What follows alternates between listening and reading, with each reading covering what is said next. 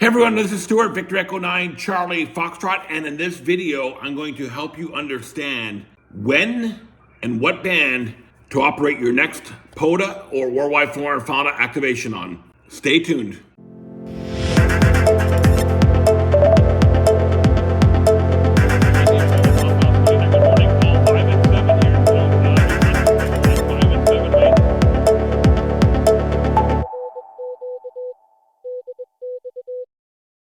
Hey everyone, welcome back to the channel. I'm Stuart, Victor Echo 9, Charlie Foxtrot. On this channel, I help those who are interested in working portable ham radio, either just going out to the field and setting up an antenna in the middle of a field somewhere and operating portable, doing parks on the air, worldwide flora and fauna, you name it. Pick your favorite OTA. I saw that expression this morning. Everybody understands OTA. Summits on the air, islands on the air, parks on the air, beaches on the air, garbage dumps on the air, shopping malls on the air. It's just a huge, big momentum of doing on the air type activities. Anyway, this video doesn't matter if you're parks or islands or summits or whatever you do. This video will help you understand how to get the best DX contacts and when you should operate. So I see a lot of new portable ham radio operators, either on POTA, worldwide flora and fauna. Again, pick your program. Go out in the middle of the day, throw up an antenna, and get on 40 meters and start calling CQ. And you know what? They'll get a lot of local contacts and they'll have a lot of, success working, Bob in New Jersey. But if your goal is not to work Bob in New Jersey, like mine isn't to work Bob in New Jersey. Bob in New Jersey may call me, but I'm not targeting Bob in New Jersey. And my apologies if your name is Bob and you live in New Jersey. But when I go in the field, I want to work stations.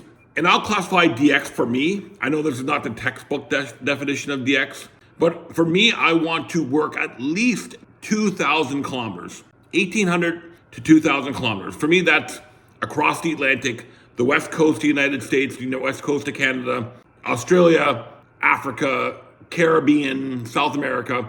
That's my definition of DX. Yours may vary, and some people in Maine may think working New Brunswick is working DX, and all the power to you if you think that way. But in this video, I'm going to help you understand when you should go out in the field and what bands you should operate. Because I see this challenge coming up lots of times where people just get on the wrong band. For example, they get on 20 meters in the general section. First off, you can't even find a clean space to work there.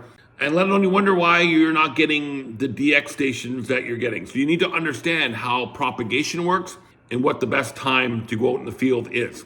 So let's get into that. So one of the first things you really need to understand is what the gray line is. So the gray line is a boundary, a border, a separation of daylight and darkness.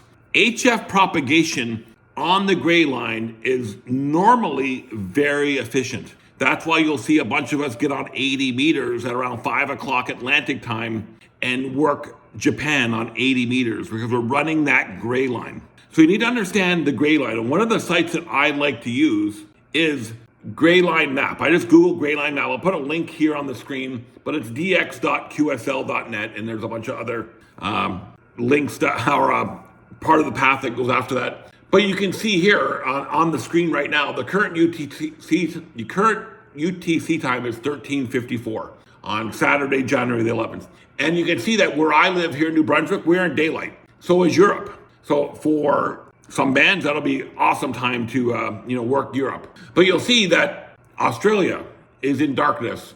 Asia is in darkness. The west coast of the United States is still in darkness. So that is probably there's probably not really super great propagation to those parts of the world right now from my location. Now, if you're in Australia working 40 meters to China will be awesome because it's in darkness. So one of the main reasons the gray line is so efficient is that the D layer. Now, if you remember from your ionosphere and how the ionosphere is constructed, well, the D layer of the ionosphere starts to disappear.